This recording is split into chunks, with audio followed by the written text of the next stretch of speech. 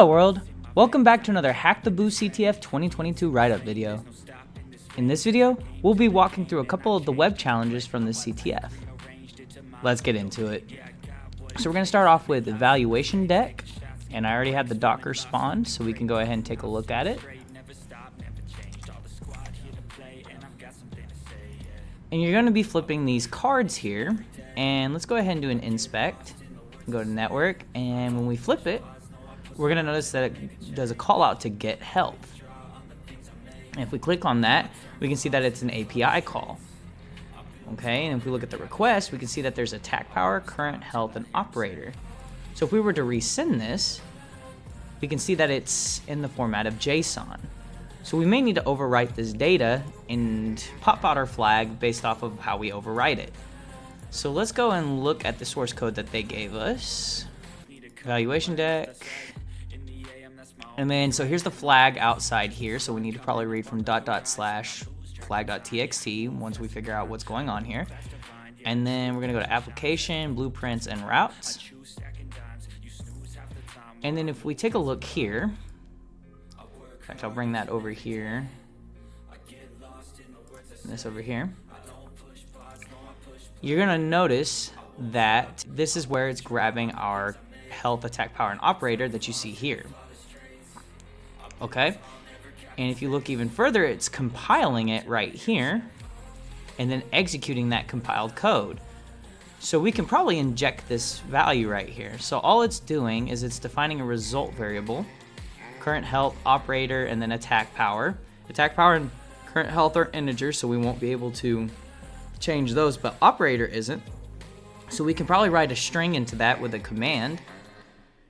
And we basically just need to write a command injection. Now, let's see how this behavior works. If we were to send what's currently right here out,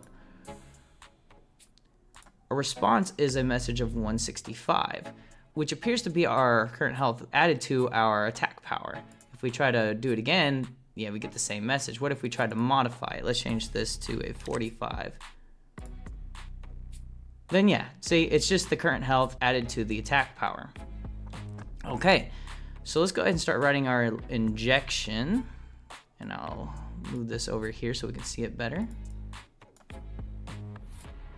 All right, so let's see what we can do here. We're injecting the operator value, so we need to set that to be probably semicolon, so that'll put a semicolon here. And then we want to say result equals, right? Because it's literally storing the result of our current health plus or minus, depending on the operator, our attack power.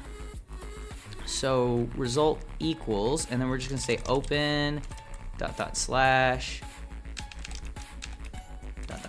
flag.txt like so, and then we're gonna do .read, and that should store the contents of our flag inside the result variable.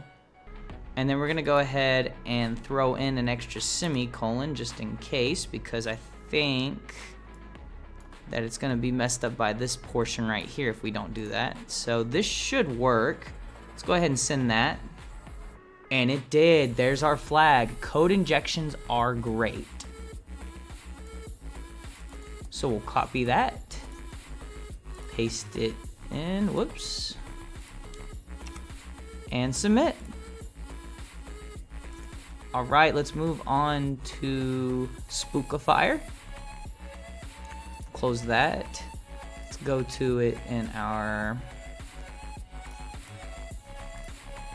folder directories here. Let's see, Spookifier.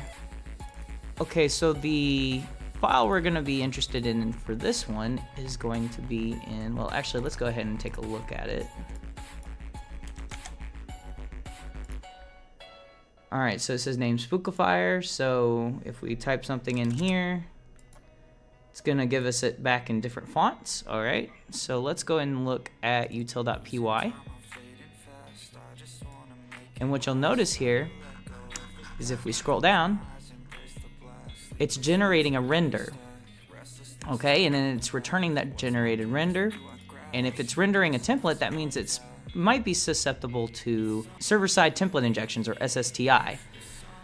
So It took a little working around, but it's not your standard curly brace format, okay? So if you try to do this,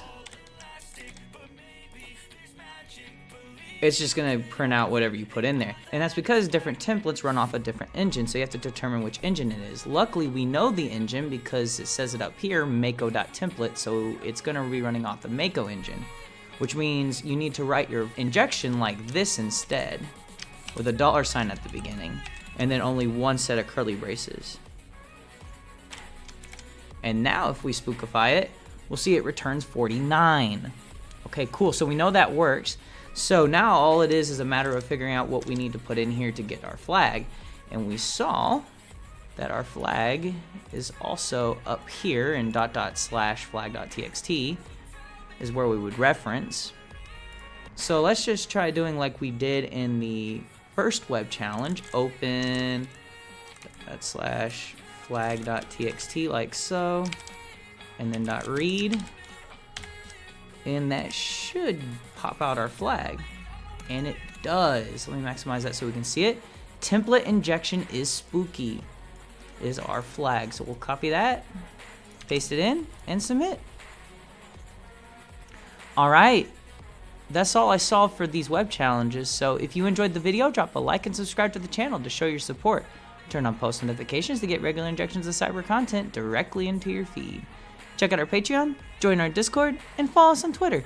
Links in the description box down below. And leave any feedback or questions in the comments section down below. This is Almond Milk. Thanks for watching. Goodbye, world.